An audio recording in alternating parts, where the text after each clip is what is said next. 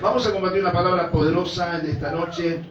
Iba escuchando todo el correo de la reunión, la palabra que compartió la hermana Yelén, una palabra muy buena que dice: despiértate tú que duermes, porque ha venido tu luz. La palabra dormir en el Evangelio, la palabra dormir en la Biblia, significa muerte. Una de las cosas es que en verdad Dios es bueno, es fiel. Y cuando iba armando este mensaje con respecto a lo que íbamos a tocar, y vamos a tocar en esta noche, que habla justamente de la mayordomía financiera, ¿sí? ¿Cuántos quieren mejorar su economía, sus finanzas? Nadie, qué bueno, yo quiero. Pero para eso hay cosas que tienen que ocurrir y cosas que tienen que acontecer. Y la Biblia es un libro tan sabio que guarda y retiene todas las cosas que han sucedido, las que están sucediendo y las que van a suceder. Cargado de consejo, de ciencia, de sabiduría, y no hay nada que escape aún pasados los tiempos y los tiempos por venir. Dios está en control de todas las cosas. Ya amigo, Dios está en control. Da un poquito más Mauro y un poquito de agudo. Y una de las cosas es que en verdad Dios es tan bueno que tiene toda la fórmula para que nosotros podamos entender y comprender de cómo hacer posible que, aunque haya crisis, realmente seamos bendecidos de igual manera. ¿Sí? Cuando la tierra estuvo en un momento muy crítico y estaba la hambruna y la muerte sobre toda la tierra, sobre aquellos tiempos no estaban todavía establecidos los 5 continentes como está ahora, dividido y subdividido por países y naciones, pero el hambre invadió el mundo. Y una de las cosas que Dios usó a alguien de su pueblo para que pudiera gobernar junto a una autoridad y distribuir precisamente en donde estaba la necesidad. Ese fue José, junto al que gobernaba en ese momento, que era Faraón, que era el gobierno egipcio, que regía poder y autoridad sobre toda la tierra. O sea que Dios sabe cómo nosotros podemos llegar a manejar la finanza, la economía, y cómo nos puede ir mejor todavía, ¿sí? Dios supera a todos los ministros de economía que puedan existir. Amén. Dios conmigo, con Dios se puede. Con Dios se puede. Vamos a ver un tema que el título es Mayordomía Financiera según Dios. Ahora, ¿por qué mayordomía? Porque la palabra mayordomía significa esto. Significa acción de gobernar o dirigir algo, o cuidar los bienes de otra persona. Mayordomía es saber manejar lo que se nos confía, sabiendo que no somos dueños sino empleados que manejamos lo que alguien de mayor poder y autoridad, como es Dios, nos presta para hacerlo y hacerlo producir. Yo siempre digo esto: en la Argentina tenemos algo que es muy común, y la mayoría de nosotros hemos pasado por Capital Federal, por la localidad de Once, ¿sí? ¿Cuántos han ido a Once alguna vez? Qué bueno, los que no fueron tienen que ir. La cosa está mucho más barata que en otro lado. Y Once tiene una particularidad, que la gran mayoría, y yo diría del 90% para arriba, pertenecen a personas que son judías, de nacionalidad judías. Y los que no tienen casa de tela o accesorios para la indumentaria, lo que resta también es de ellos, porque tienen inmobiliaria, casa de préstamo y un montón de cosas. Y yo no he visto a ningún judío en los años que llevo de vida limpiar los vidrios en la esquina con un semáforo. Alguna vez vino con una escobita, con agua, un judío con el sombrerito y decirle: ¿te limpio el vidrio? No. ¿Nunca lo vio empujando un carro con un bolsón, juntando cartón? No. ¿Nunca lo vio tocando la guitarrita bajo el puente de una estación de tren con el sombrerito pidiendo moneda? Y no lo va a ver tampoco. Porque no es que tengan suerte, es que tienen a Dios. Ese es el problema nuestro, somos demasiado argentinos. Dios mío, tienen a Dios. ¿Y sabe qué? Ninguno fracasa ni falla. Porque cuando a un judío le llega a ir mal en su emprendimiento, hacen lo que no hacen los argentinos a veces. Se juntan 7 judíos y le dan todo el apoyo solidario, económico, material y financiero para que se vuelva a levantar. 3 veces le dan la oportunidad. O sea que puede fallar una, puede fallar 2, pero ya la tercera es la última. Y generalmente ningún judío llega a las 3 veces de fracaso o de fallar económicamente. Y usted nunca lo va a ver haciendo lo que yo le dije. ¿Por qué sí los argentinos lo hacemos y por qué ellos no? Cuando ellos están a miles y miles de kilómetros del lugar que es su patria y su nación. Porque saben hacer negocios. ¿Y quién les enseñó a hacer negocios? Porque en Israel no hay una facultad para hacer negocios. El tema es que ellos viven tomando de la mano de su Dios, haciendo todo lo que su Dios le pide, sin renegar, sin excusarse, sin mentir, sin poner ningún tipo de cosa entre medio de lo que Dios le manda a hacer. Y a su nombre. Gloria. Nosotros queremos prosperar sin hacer nada, con poco esfuerzo, con poco trabajo, durmiendo 14 horas por día, viendo todos los programas de tele, estando enganchado con todas las redes sociales, y usted va a ver que los judíos no hacen nada de eso. A su trabajo lo cuidan. Y le digo más, con mi esposa hemos trabajado en la indumentaria durante muchísimos años. Teníamos 3 locales de venta de ropa de chicos. Teníamos 7 máquinas para producir todo lo que es la indumentaria de chicos. O sea, sé lo que le digo. Y sé también lo que es ir un día viernes. Y los días viernes para los judíos es sagrado. Dios mío, es sagrado. Es sagrado. Ellos hacen lo que no hacen los argentinos. Si un argentino tiene que ir a la iglesia, pero le cae un pariente, ¿qué hace el argentino? Se queda atendiendo el pariente. Al judío creo que nunca le pregunté qué hacen, pero yo creo que el pariente va a tener que estar en la plaza esperando hasta que el judío venga a hacer lo que tiene que hacer. Ellos religiosamente, todos los judíos, a las 4 de la tarde están con las persianas bajas, porque a las 6 tienen que estar en la sinagoga, igualito que acá. Decirle que está a tu lado, ¿qué es la lucha que tenés, hermana? Te voy a sacar una foto, decirle, vamos a empezar a subir el estado. Parece cuando están los posteos de los buscados. ¿Nunca le tocó salir del país a usted? Bueno, cuando entra a Paraguay, por ejemplo, tiene unos carteles inmensos, donde aparece la cara de todos los delincuentes, los narcos, dice, buscado por esto, buscado por esto, buscado por esto, tal recompensa. Decirle, estás en la casa del Señor. Decirle, alegrate, gozate. A ver, el tema es, ¿cómo hacemos los argentinos para tener lo que tienen los judíos? Y le digo algo más. Ellos tienen lo que todavía nosotros ya tenemos. Ellos no creen todavía en Jesús. Y nosotros supuestamente sí creemos en Jesús. O sea que llevamos una milla de ventaja. Pero ¿por qué nos va mal económica y financieramente? Pregúntenle, ¿por qué nos va mal? A ver, porque está el presidente que está. Mire, nosotros va a ser 12 años que tenemos este ministerio. Y cuando estaba Cristina también damos, ahorita lo del comedor. Levante la mano lo del comedor. ¿Se daban vianda cuando estaba Cristina? Sí. También se daban vianda. O sea que había necesidad. Con Cristina, sí Cristina, con Milei, sí Milei, con Malvina, Alfonsín, con Perón, con quien sea. La Biblia dice algo muy claro, pobres va a haber siempre. El tema es que no sé qué clase de solución le quieren dar a los pobres. Pero una de las cosas, y lo voy a acotar para no quitarle mucho tiempo, la pobreza no está en un estado laboral. La pobreza anida y vive en la mente de una persona. Pobre es el que quiere. Esto es lo mismo que ser ladrón. Y pobrecito, el pibe anda robando porque el padre y la madre. Mire, el que quiere robar, roba. El que quiere drogar, se droga. El que quiere prostituirse, se prostituye.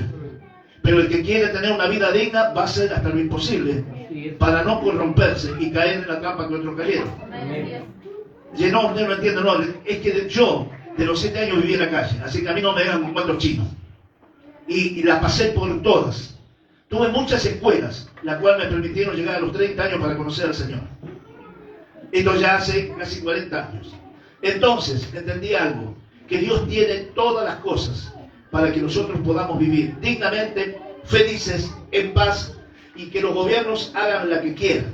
Porque cuando dependemos de Dios, nuestra dependencia no está sujeta a cosas naturales. Y a su nombre.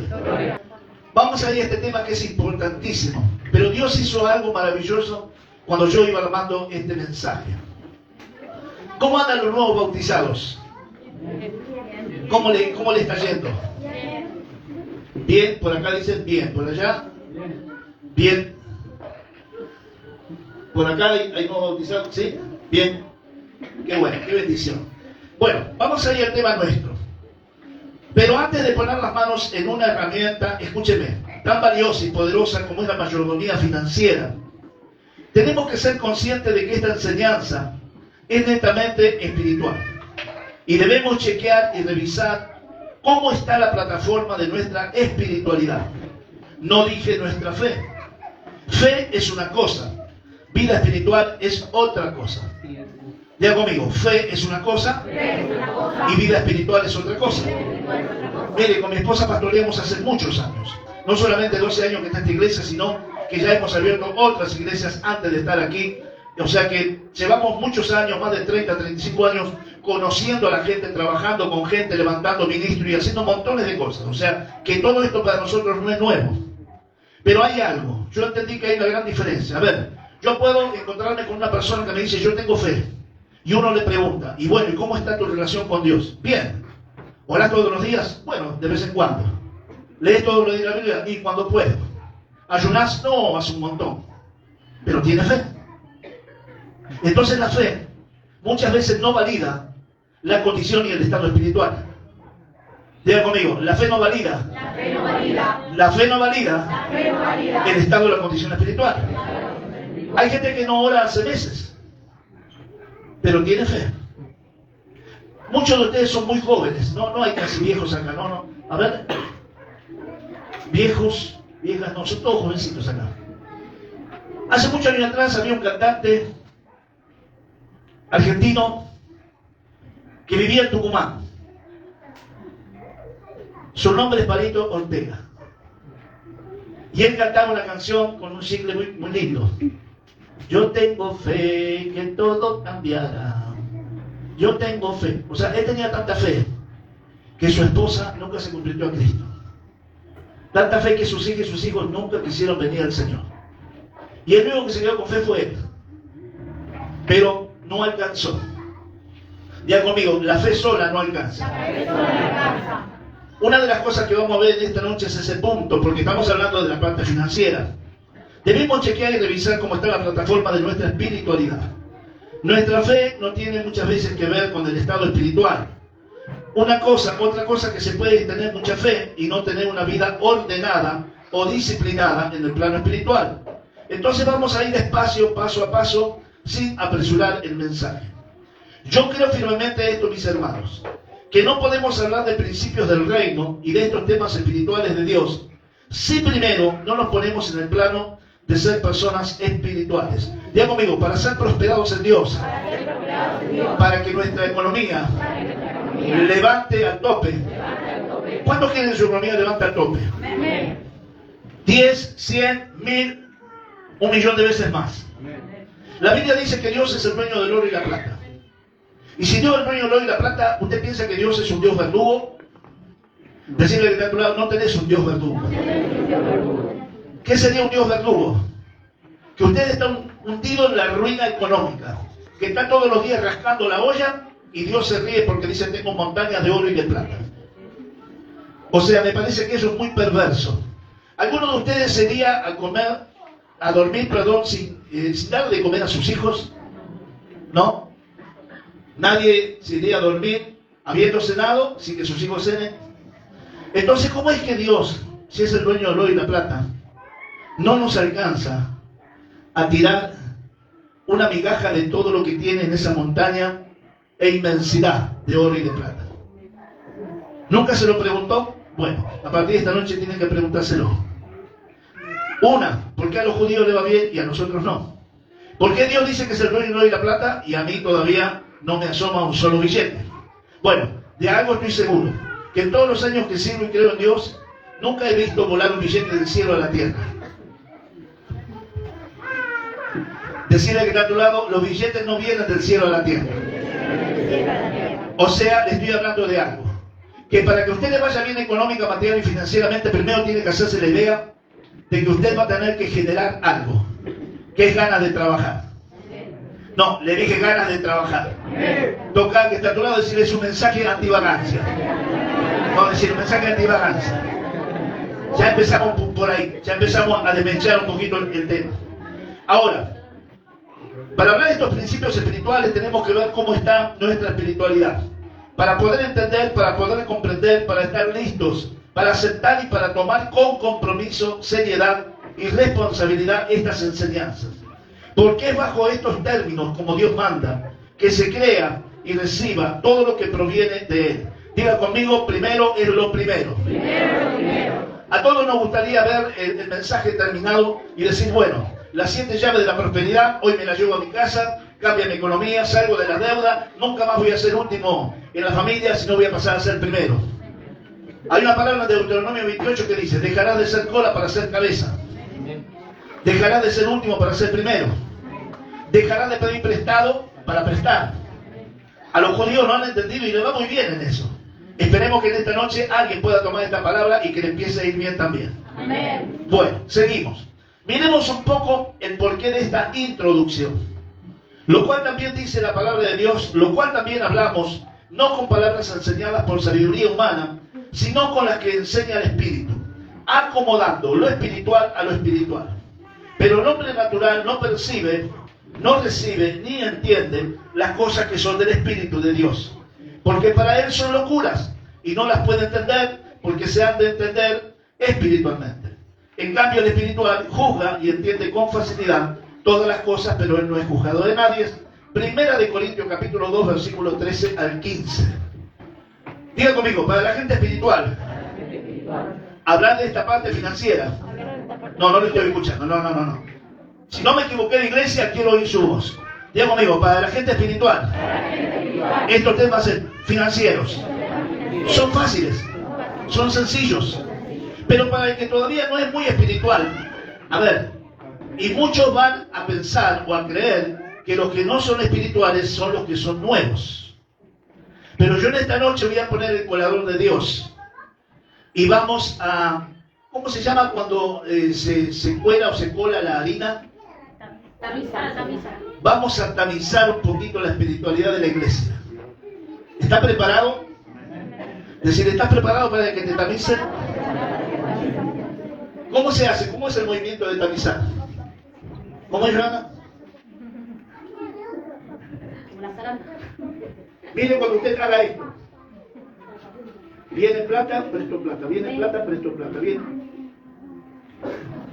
Es decir, levántate tú que duermes. Claro, porque no está agarrando nada todavía. Bueno, después le vamos a dar la segunda chance. La Biblia dice, guíame por la senda de tus mandamientos porque en ella tengo mi voluntad. Habla del libro de Salmos. Hay un punto principal, escuchen. Mis hermanos, tenemos que tener el hábito diario y continuo y constante de tener una hora diaria, el hábito de la lectura bíblica. Digo conmigo, el hábito de la lectura bíblica. Miren, hay algo que yo no sé si usted quiere que le funcione o no.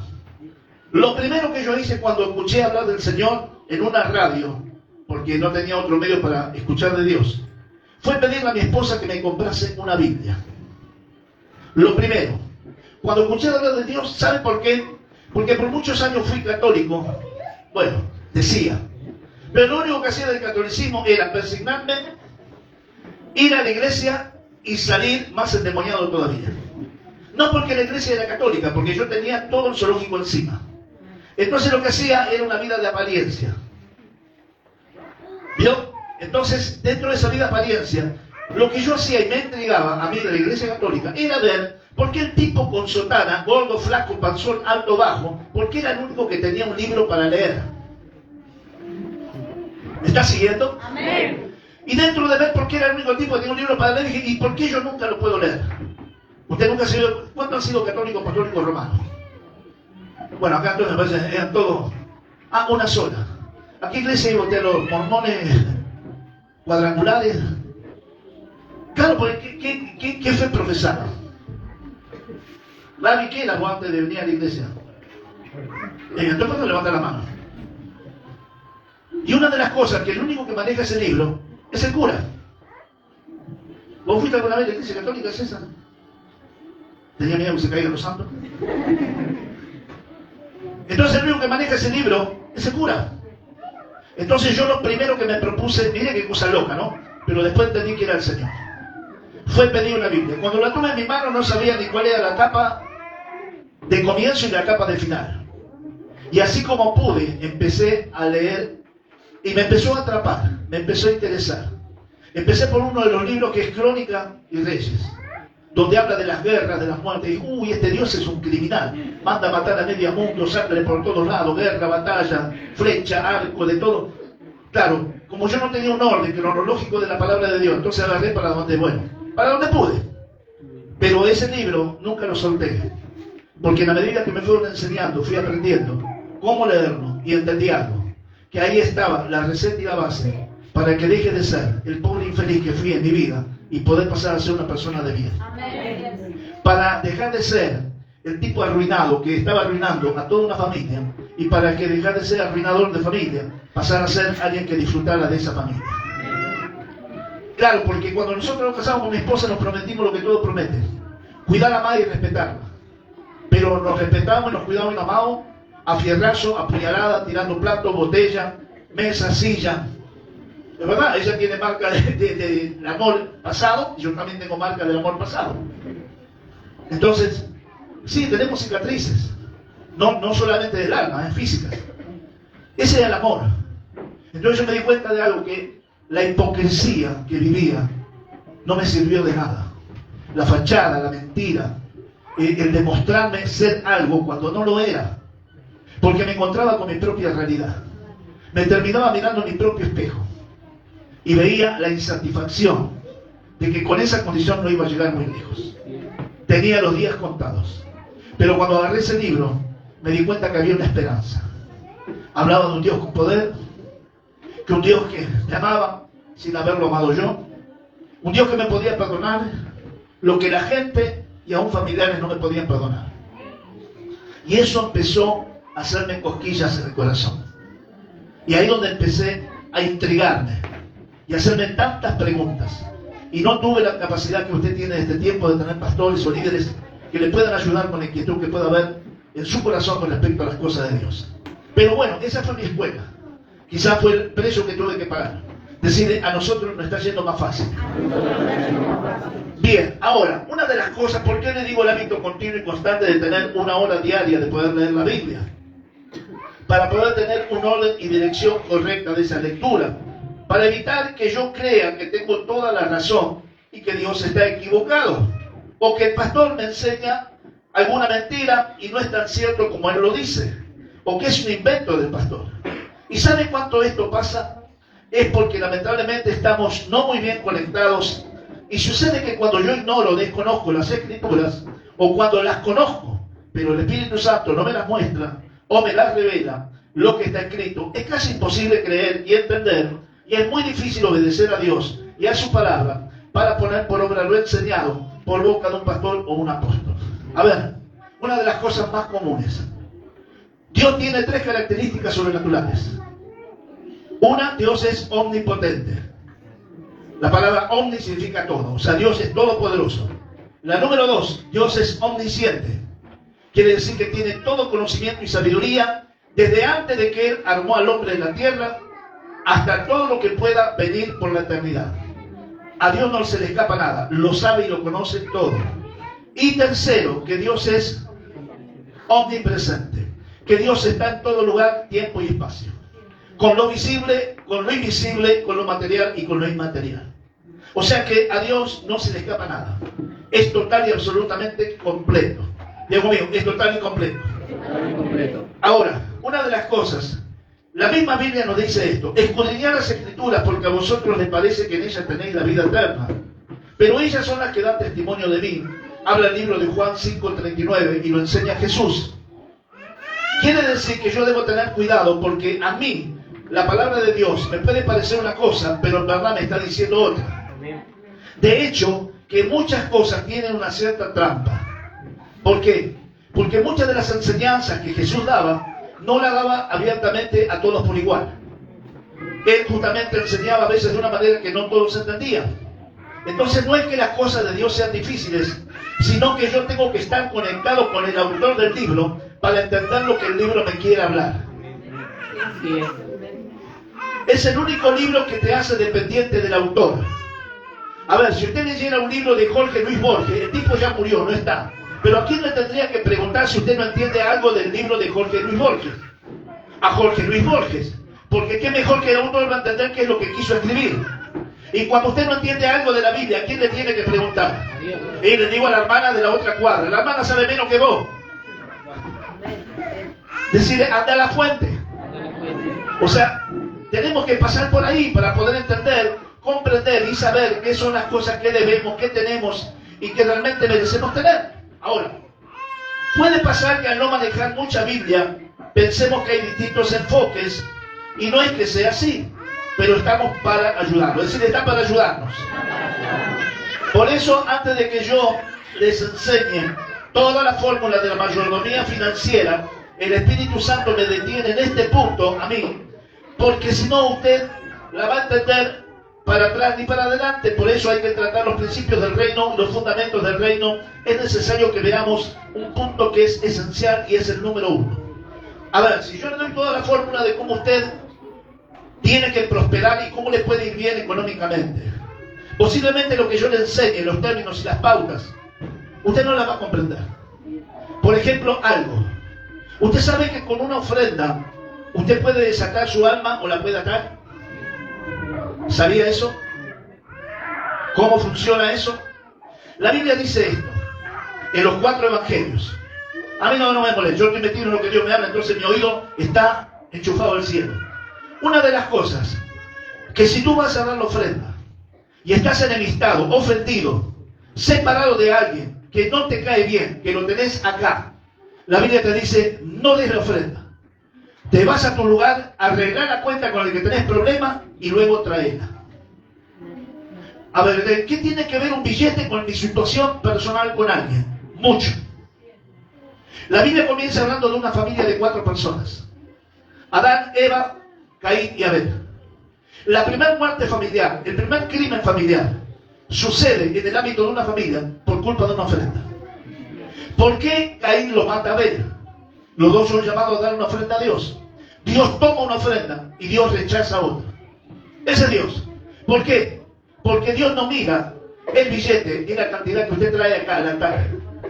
Dios te hace un chequeo de electrocardiograma y estudia tu corazón, porque en tu corazón están las intenciones. Usted puede dar mucha ofrenda, pero vivir enemistado y peleado furiosamente con un montón de gente. Y eso no te cuenta a favor, eso te cuenta en contra. Lo que pasó el domingo fue un bautismo. ¿Para qué? ¿Para ver cuántos se tiran en una pileta? No, para demostrar que están cansados de vivir una vida de espalda a Dios y que están dispuestos en fe a levantarse de las aguas y comenzar a caminar en un nuevo estilo de vida. Y a su nombre, y a su nombre. Entonces las cuestiones espirituales a veces, algunas son complicadas de entender, algunas son difíciles de digerir, pero con Dios todo es posible. El que quiere aprender, va a aprender. El que quiere conocer, le será enseñado y revelado, y las cosas van a ser diferentes para ustedes. Amén. Sigo. Se necesita, para ver estos puntos de enseñanza, para tener una correcta comprensión, haber nacido de nuevo. Este punto está muy lindo para trabajarlo, porque hay gente, y cuando digo gente, hablo de líderes, de amigos líderes. No lo escuché, líderes, diáconos, ancianos, no lo escucho, copastores, pastores, profetas y hasta apóstoles. ¿Me escuchó bien? Muy bien, no me equivoqué en nada en la lista. Hay mucha gente dentro del pueblo de Dios y en las iglesias que están bajo esta condición. Y abran los ojos y los oídos. ¿Saben cuál es el mayor problema? Es no haber experimentado el nuevo nacimiento. Repita conmigo 3 veces. Nuevo nacimiento. 2. Nuevo nacimiento. 3. Nuevo nacimiento. Muchísimos cristianos y cristianas, no todos, pero hay un grupo de estas personas que cargan todos sus títulos, que usted se pueda imaginar, pero que lamentablemente no gustaron y que no experimentaron, que no disfrutaron de un nuevo nacimiento. Tienen años en el Evangelio, tienen cargos, tienen títulos, tienen nombres ministeriales, pastor, evangelista y toda la hierba decorativa de títulos, pero nunca han tenido un nuevo nacimiento. Y acá se le tiene que volar todas las chapas de la cabeza. ¿Usted, pastor, está diciendo que hay pastores que no nacieron de nuevo? Sí. ¿Está diciendo que hay gente que sirve en las iglesias y no nacieron de nuevo? Sí. Pero son líderes. ¿Qué tiene que ver? Y yo se lo voy a demostrar por la Biblia. Que nacer de nuevo no es solamente una cuestión de los nuevos bautizados. Nacer de nuevo es una cuestión de todos. Me vengo para este lado. Nacer de nuevo es una cuestión de todos. Nacer de nuevo es una cuestión de todos. Pero a mí me parece que hay una hermanita que viene hace como 25 años. ¿Y qué tiene que ver? Esto no es para mí. Acá no es por acumulación de años que se llega a algo. Acá es por nuevo nacimiento. Usted dice, pero ¿en qué me tengo que morir? Bueno, los que se bautizaron de cierto modo el otro día murieron. A una vieja vida para nacer a una nueva. Así que hay algo espiritual representativo en esa actitud. Y hay muchas actitudes en las cuales nosotros tenemos que poder llegar a abrir nuestra mente. Decir, abrir esa cabezota y dejar que entre la revelación del Señor a tu vida. Pero apóstol, usted empezó a hablarnos de mayordomía financiera. Todo esto, ¿qué tiene que ver? Pregúntame, ¿qué tiene que ver? ¿Qué tiene que ver? De mucho y todo. Tiene que ver. Sí, yo les recuerdo que estoy consciente de lo que le empecé a hablar. Pero no puedo darte el techo de este mensaje si primero no te pongo las bases y las columnas. ¿Cuántos han visto que se pone el techo y acá tenemos constructores? Mariano, ¿es posible poner el techo de una casa sin que haya columnas y bases?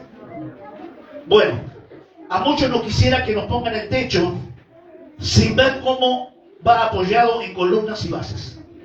Y como Dios es orden, Dios mío, Dios es orden, vamos a ir por las bases. Pasaremos a las columnas y luego Dios nos dará el techo. Sigo. Ahora, no podemos dar el techo si primero no tenemos bases y columnas. Voy a colocar las columnas. Una de las cosas, todo, diga conmigo todo. Lo que hasta aquí le expliqué, tengo el respaldo bíblico que afirma y confirma lo que le vengo enseñando. Les voy a hacer una pregunta respetuosa. ¿Cuántos y cuántas creen y entienden que no tienen y que necesitan este nuevo nacimiento?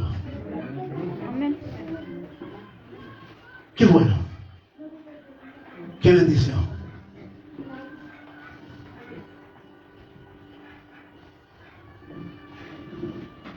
Si le digo cuál es la conducta de un nuevo nacido, no tendría chiste que le siga enseñando cuál es la conducta de uno que todavía no nació. Esto es lo mismo que el arrepentimiento. No, pero cuando yo acepté a Cristo, yo ya me arrepentí. Y de ahí a hoy, ¿nunca más pecaste contra Dios? ¿Nunca más violentaste la palabra y los mandamientos santos del Señor? ¿No hay de qué arrepentirse? El que dice eso, dice la segunda carta del apóstol Juan, lo hace a Dios mentiroso. Y a su nombre. Pero abogado tenemos para con Dios, Jesucristo, el Señor. Decirle que está a tu lado, tengo un abogado. Decirle, mi causa es media grosa. Veo que cuando los temas tumberos dicen las causas son pesadas, ¿sí? Son causas con perpetua, con condenas fatales. Pero si hay un buen abogado, la causa se puede dar vuelta. ¿Nunca vio que hay políticos que zafan? ¿No? ¿Nunca vio que hay actores? Bueno, me voy a salir de los políticos. ¿Y zafan? Con causas tremendas. Al poco tiempo le dan la absolución de la condena y de la pena. Tiene mucho que ver el abogado. Decirle, y yo tengo el mejor. No lo escuché. Con esa voz me tiene el peor. Decirle, yo tengo el mejor. Me va a ayudar a zafar de esta causa. Bien, ahora, una de las cosas, miren, Primera de Samuel 3.7, sígame, después lo busca, cuando ve el video, después lo encuentra ahí. Primera de Samuel 3.7 dice esto: Samuel no había conocido aún a Jehová, ni la palabra de Jehová le había sido revelada. Óigame. Samuel trabajaba en la iglesia, dentro de una iglesia. Samuel era un hijo de la promesa. Su mamá Ana había sido estéril y Dios le regaló el embarazo a través de Samuel. Pero este muchacho llevaba años, se crió adentro de la iglesia, conocía todos los movimientos de la iglesia, sabía toda la técnica para trabajar adentro de la iglesia, para hacer las cosas sobre el altar de Dios, tocaba las cosas santas del Señor y sagradas de Dios que otro ni loco podía llegar a tocar o hacer. Pero tenía un grave, dije grave, diga conmigo grave problema. Pregúnteme, ¿y cuál era el problema? Ya se lo digo. Dice Primera de Samuel 3.10. Vino Jehová y se paró y llamó como las otras veces Samuel. Entonces Samuel dijo, habla porque tu siervo oye. ¿Sabe cuántas veces lo tuvo que llamar Dios? 3 veces. Porque hay gente dentro de la iglesia que le cuesta tanto entender las cosas del Señor. Digo conmigo. No, pero no haga así. No, no se le va a romper. Si se rompe, bueno, seguramente se va a ver el contenido. O tiene miedo que se vea el contenido. ¿Cuántas veces a veces hay que repetir las cosas? Hermano, no haga, hermano, cuídate, hermano, hace, hermano, es para allá, no vayas para ese lado, no hagas esto. Y a su nombre. Oiga, Dios le hablaba, Dios se dirigía a Samuel, Dios lo buscaba, Dios quería comunicarse con este muchacho Samuel. Pero Samuel no conocía la voz de Dios. Esto es muy serio, porque cuando usted y yo no tenemos un registro de una voz, nos pueden hablar, nos pueden llamar todas las veces que quieran, que no vamos a atender esa voz, porque para nosotros es la voz de un extraño. ¿Paro o sigo? Yeah. ¿Nunca le pasó a usted capaz que va por la calle y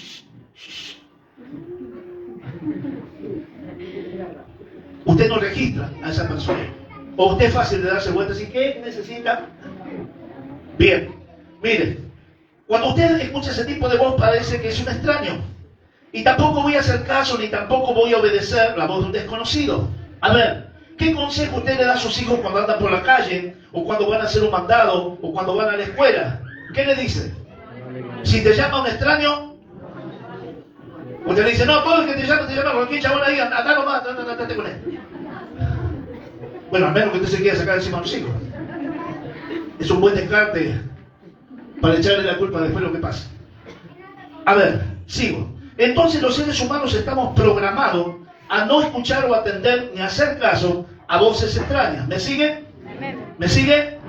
La tercera vez le habla Dios a Samuel y ahí entiende que la voz era la voz de Dios. Anteriormente Samuel creía que era su líder, que lo hablaba. Esta confusión, este conflicto, viene aún en la actualidad.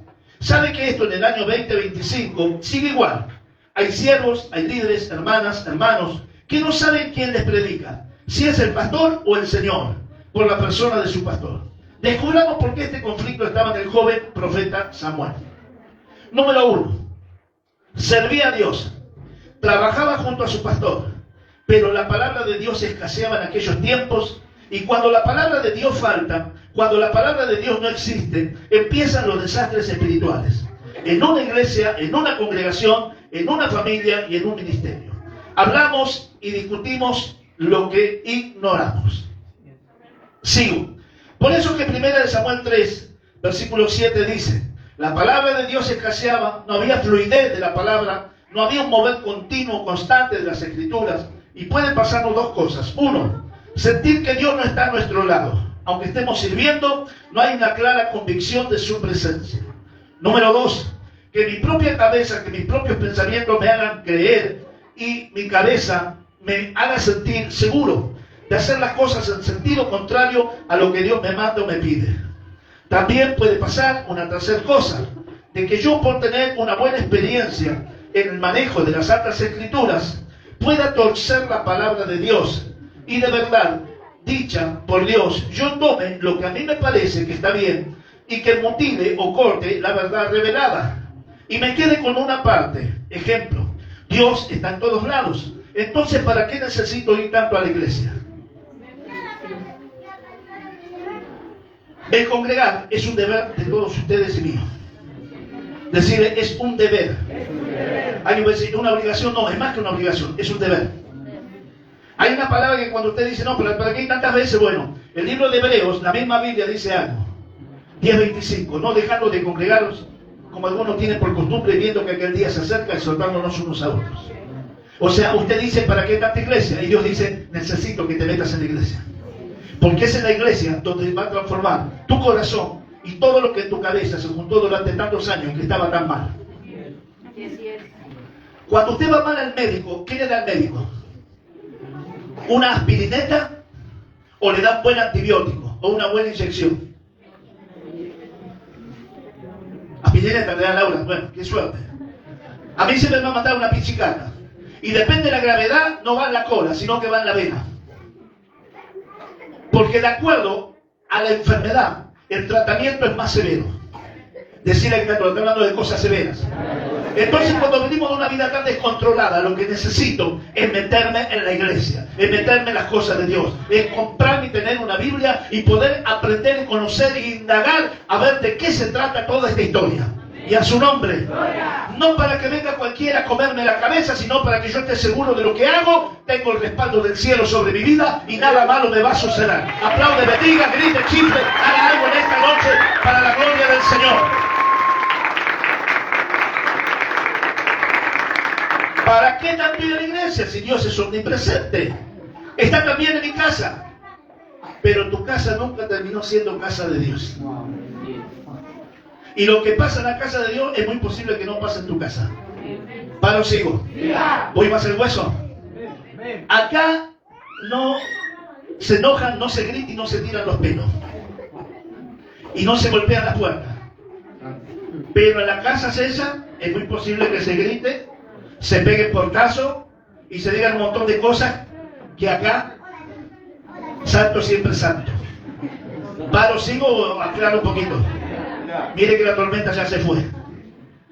A ver, decirle que está a tu lado, necesito venir a la iglesia. Y cuando le digan, ¿para qué? Mirá, vos quedate donde querés quedarte, yo me voy a otro nivel.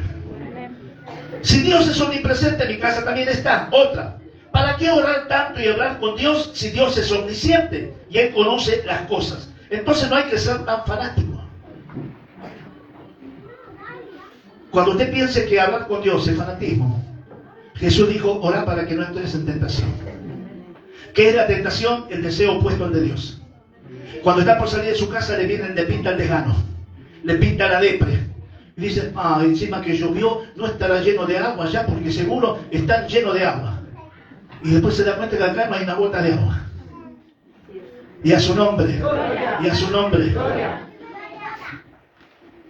Esta es una pequeñísima parte de lo que puede pasar por la cabeza de un cristiano al escasear la palabra de Dios. Otra cosa que pasaba, no había visión con frecuencia. ¿Y qué es esto, apóstol? La falta de visión. La falta de visión es que no haya una conducción o dirección clara. ¿De qué cosa hacer?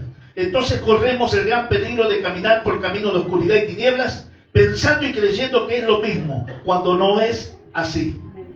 Diga conmigo, la luz no tiene que ver con la oscuridad. La hermana Yelenza adelantó el mensaje y ella dijo que la luz alumbra la condición y saca a luz el estado de los hombres. Habla de hombres y mujeres también. Como no había lenguaje, ¿cómo se llama el lenguaje que inventaron ahora? Inclusivo. Inclusivo. Bueno, Dios no usa lenguaje inclusivo. La nena es nene y el nene es nene. No es el mes de la niñez, sino es el día de niñez. A ver, yo, Ernesto, disculpo.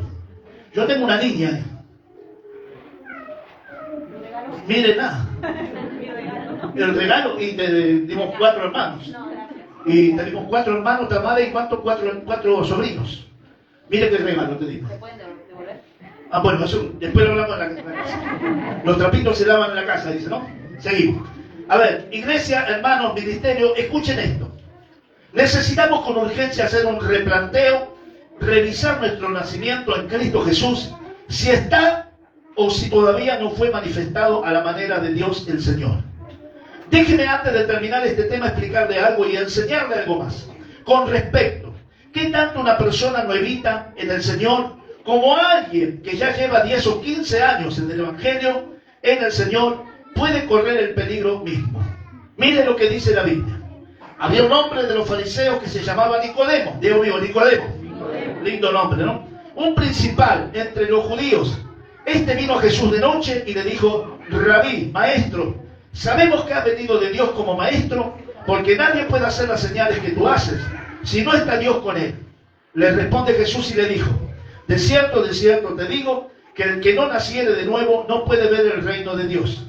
Nicodemo le dijo, ¿cómo puede un hombre nacer siendo viejo? ¿Puede acaso entrar por segunda vez en el vientre de su madre y nacer? Le respondió Jesús, le dijo, de cierto te digo, que el que no naciere de agua y del Espíritu no puede entrar en el reino de Dios. Lo que es nacido de la carne, carne es, lo que es nacido del Espíritu, Espíritu es. No te maravilles de lo que te dije. Es necesario nacer de nuevo. El viento sopla de donde quiera, oye su sonido, mas no sabe de dónde viene ni a dónde va. Así es todo aquel que es nacido del Espíritu. Respondió Nicodemo y le dijo, ¿cómo puede hacerse esto? Respondió Jesús y le dijo, ¿eres tú maestro de Israel, del pueblo de Dios, y no sabes esto? De cierto te digo, que lo que sabemos hablamos, y lo que hemos visto testificamos. Y no recibí nuestro testimonio. Si os he dicho cosas terrenales y no las creéis, ¿cómo creeréis aún las cosas celestiales? ¿Con quién estaba hablando Jesús? Con el jefe de los maestros de la palabra en Israel. Un señor doctor de la doctrina judía. Un tipo que pasó de 18 a 22 años estudiando el Talmud, las leyes y los cánticos hebreos, para ser el maestro de los maestros. Y le cae a Jesús haciendo semejante pregunta. Por eso yo le digo, pero vos sos maestro, como diciendo, sos el pastor de los pastores, y me venís con esta pregunta a mí ahora. Yo pensaba otra cosa de vos. Por eso que cuando le dije que el nacimiento no es efectivizado sobre todos, hay razón de pensar que hay líderes caminando en la tierra y adentro de las iglesias que todavía no han nacido de nuevo. Y a su nombre. Y a su nombre. Mire, se da cuenta de todo esto. Venimos hablando y enseñando lo que es total y pura verdad. Dice que vino de noche. ¿Por qué vino de noche? Porque hay gente que no quiere quedar expuesta ante los ojos de otros y no pasar papelón o vergüenza por perjuicios internos. Podía haber ido a la mañana, podía haber ido al mediodía o a la tarde, pero este hombre era maestro, era rabino, tenía toda la letra, era principal, o sea, jefe de todos los maestros de la palabra en el pueblo de Dios. Pero yo veo algo, no era maduro. Y nosotros confundimos las cosas. Que somos maduros cuando tenemos canas en nuestro pelo. Hay gente de 90 años que son inmaduros. Y hay gente de 15 que son súper maduros. La madurez es una virtud. Dios mío, es una virtud. Porque la persona que es maduro no hace locuras, no hace barbaridades, no comete descontroles. ¿Voy de vuelta? La persona que es madura no hace locuras, no hace barbaridades y no comete locuras. De acuerdo al comportamiento de una persona, usted se va a dar cuenta si es maduro o es inmaduro. Y no importa la edad que tenga. Puede tener 99 como puede tener 12. Y a su nombre. Ahora, yo veo algo. Este hombre era inmaduro. ¿Por qué? Por la conducta que él tenía. No era maduro. Él o la que esconde sus debilidades es porque no es maduro. No creció en Dios. Hay que saber ponerse contento con las cosas positivas, pero también hay que saber asumir y aceptar, aceptar, que todos vean y sepan que tengo cosas que cambiar y que no soy amigo de mis debilidades. A ver, porque hay gente que dice, no, si yo ya sé que es lo que tengo que cambiar. ¿Y lo estás cambiando? No. ¿Y para cuándo, Pérez? No basta solamente con reconocer que estoy mal, sino reconocer y laburar para que yo cambie lo que está mal. Porque Dios va a hacer lo que yo no puedo, pero yo puedo hacer lo que yo puedo. ¿Y quién mejor nos conoce que yo y Dios? Decir, alguien te conoce muy bien. Y ese sos vos. Y la otra persona es Dios. Saber asumir y aceptar, dije aceptar que todos vean y sepan que tengo cosas que cambiar, pero que no soy amigo de mis debilidades. Que no me conformo a mis debilidades. Que me molestan mis debilidades. Pero que cada renuncio lo pongo a los pies del Señor. Lo que yo no puedo cambiar, eso se llama madurez. Eso es crecimiento en el Señor. Diga conmigo, la gente madura. Todo lo malo que no ha podido cambiar, cada día lo pone a los pies del Señor. Y no le dice, Señor, tú que lo sabes todo. No, dice, Señor, yo tengo esto. Se me va la boca. Se me va la cabeza. Me pongo bien loquita, bien loquito. ¿Qué pasaría, César, si vas con la camioneta nueva, General Paz, y viene uno hablando por el teléfono y ¡pum! ¡pum! Y se va? Padre, bendice. Alcánzalo con tu gracia, mi Dios, y cuídalo en su viaje. En los momentos críticos, en los momentos difíciles, sale a luz mi y tu madurez, o mi y tu inmadurez. Sigo. Voy terminando. Jesús le dijo, sos un capo, sos un genio hablando, Nicodemo, un espectáculo, pero todavía después de tanto tiempo, de 22 años de estudio, de recibirte como rabino, después de tanto tiempo, Nicodemo, no entendiste nada de nada. ¿Y sabes por qué te pasa lo que te pasa, Nicodemo? Porque todavía siendo un líder, siendo un diácono, un pastor, copastor, evangelista, un ungido, una ungida, no naciste de nuevo. No era un falso apóstol, no. No era falso profeta, no. No se confunda, dígale a su vecino, no te confundas. Era legal, era un siervo de Dios, estaba ungido, pero le faltaba nacer de nuevo. Sigo. Bueno, les hago una pregunta a todos y todas y todes.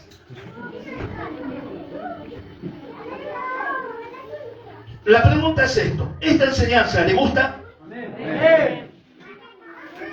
¿De verdad le interesa? Velado 2. Son masoquistas, ¿no? Si después de todo lo que dije, a usted le gusta la prédica, es porque es de Dios. Tenemos que aprender algo, hermano. Y cada día le pido a Dios que me ayude. Dejar de vivir una vida de apariencia.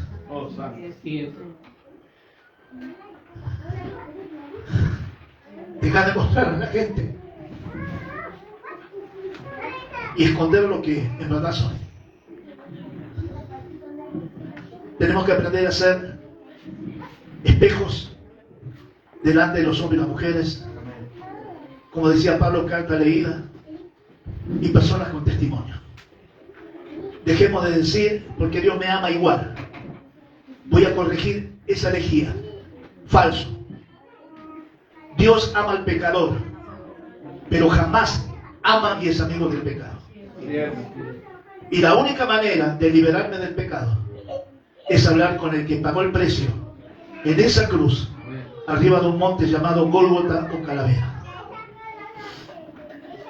Que la sangre de Jesús pueda lavar mis manchas. Que la sangre de Jesús pueda librar mi alma. Que la sangre de Jesús pueda borrar y limpiar todo lo que cada día se me quiere pegar para contaminarme. Las redes sociales es un método especial para contaminar la mente de los creyentes. Empezamos viendo un TikTok con una pavada. La vez pasada no sé qué mi esposa me dijo, no sé qué es lo que hacía una loca ahí. Pero así como ves una tontera, puedes llegar a ver una perversión. Y de a poquito va entrando. Esto como el taladro percutor, ¿vio?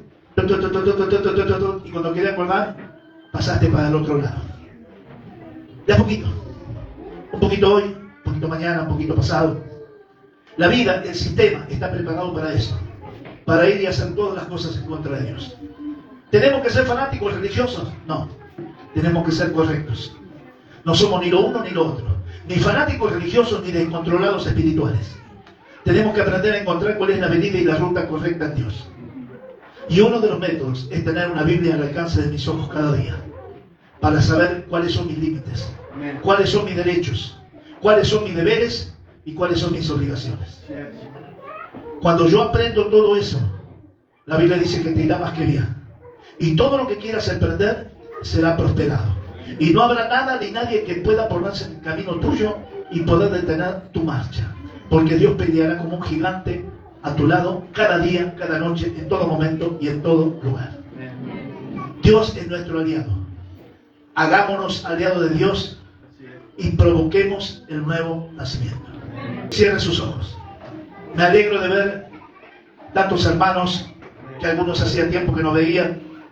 Y que en esta noche, Señor, tú puedas bendecir, confortar, alentar, motivar sobre ellos la esperanza, el ánimo y darle el valor, la fuerza y el coraje a cada hombre y mujer que en esta noche se hizo presente para escuchar tu voz, para que les ayudes a cambiar lo que ellos no han podido cambiar y quizás lo han intentado, pero no les ha funcionado todavía.